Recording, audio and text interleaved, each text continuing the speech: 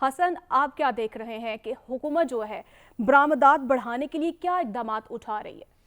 देखिए, पहले तो ये land information and management system ये बुनियादी तौर पे हुकूमत और पाक फ़ौज का बेमिसाल मनसूबा सामने आया है। और ये कहना कि जो हम सुनते आए थे कि एक एड नहीं ट्रेड का ख्वाब कब पूरा होगा, मेरे ख़्याल में वो ये मनसूबा जात हैं जिसकी जब ये पाया तकमील तक पहुँचेंगे तो फिर एड नहीं ट्रेड का ख्वाब पूरा होगा। फिर जो हम बाहर से चीज़ें मंगवाते हैं, वो जो $10 बिलियन जो ज़री शोबे में हम लगाते हैं दरामदात पर लगभग $10 बिलियन, तो वो हमारे सेफ हो सकेंगे, वो हम पैसे पाकिस्तानियों के शहरियों पर लगा सकेंगे। फिर दूसरा सबसे बड़ा मसला कि जो खुराक की कमी के हवाले से है, आप देखें कि अभी एदाद व शुमार सामने आ रहे हैं कि 36.9% पाकिस्तानी खुराक की कमी का शिकार हैं और फिर 18.3% पाकिस्तानी खुराक के हवाले से जिनको संगीन मसाइल हैं वो शिकार हैं। ये जब ये प्रोजेक्ट मुकम्मल होगा, पाया तकमील तक पहुंचेगा, तो फिर हम खुराक के जो ज़खायर हैं वो सेव करने के काबिल हो सकेंगे। और उससे बड़ी चीज़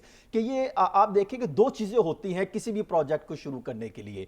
एक होता है एतमाद, ये ट्रस्ट डेवलपमेंट होती है कि हम कोई भी किस पर हम ट्रस्ट करें। सियासतदानों ने बेशुमार प्रोजेक्ट शुरू किए और जब वो सियासतदान या सूबाई हुकूमतें शुरू करती हैं तो अब उस पर वो इत्मीनान बहाल नहीं हो सकता। लेकिन अब जो है क्योंकि अदारे और हुकूमत मिलकर ये प्रोजेक्ट शुरू कर रहे हैं और फिर ज़री शोबा जिसमें हर सियासी जमात ने कोशिश की कि हम लेकर आएंगे लेकिन नहीं लेकर आए, और ये पहला मनसूबा है और ये पहला प्रोजेक्ट है जो इंशाल्लाह उम्मीद तो है कामयाब होगा और इनकलाब लेकर आएगा ज़री शोबे में। तो फिर आप देखें कि किसानों को भी फायदे पहुंचेंगे और फिर इत्मीनान का लेवल डेवलपमेंट बढ़ेगी, सरमायाकारी आएगी और बंजर जमीनों को आबाद कर दिया जाएगा।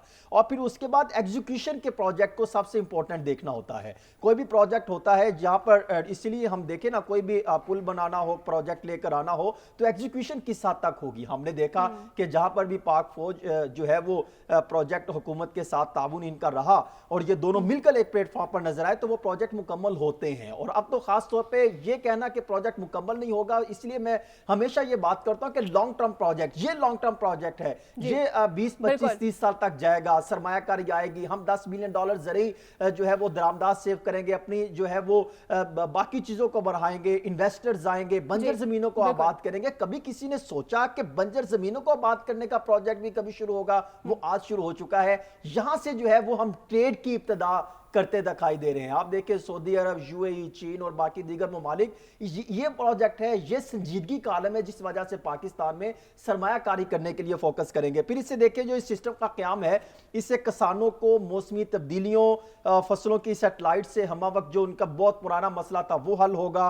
फिर पानी, खाद और स्प्रे का के हवाले से जो इलाकों में जो सहूलियात थी दस्तयाबी के कब इक़दाम करने हैं वो सहूलियात मिलेंगी, किसानों का डाटा मुरतब हो जाएगा। बेशुमार प्रोजेक्ट, तो जब इस तरह के प्रोजेक्ट मजीद जो है वो अभी तो ज़राअत का प्रोजेक्ट आपने देखा है, अभी तो फिर आईटी के मामलात में है, उस पर भी फोकस किया जा रहा है और फिर बाकी प्रोजेक्ट की तरफ आएंगे। तो ये मुआशी जो चेंजर है ये हम देख रहे हैं कि मुआशी चेंजिंग आते हुए दिखाई देगी। जो फैसिलिटेशन काउंसिल के क़याम के बाद IMF के बाद मामला भी आना और फिर उसके बाद आप ये देखें कि ये प्रोजेक्ट का आगाज होना, फिर आइंदा आने वाले दिनों में सरमायाकारी की सिचुएशन आप देखेंगे। तो मेरे ख्याल में आवाम को मुस्बत चीजों की तरफ जो है अब फोकस करना पड़ेगा। अब उन चीजों को भूल जाएं कि कौन जो है वो मुल्क को बर्बाद करने आया था, कौन क्या करने आया था, किसने किस प्रोजेक्ट को लेकर जो है वो आवाम को सामने रखा और फिर अपने मफादात हल किए। और फिर आपने देखा कि फिर उन ऐसे लोगों का हल क्या हुआ, फिर क्या फिर उनके जी हसन, आपको कमेंट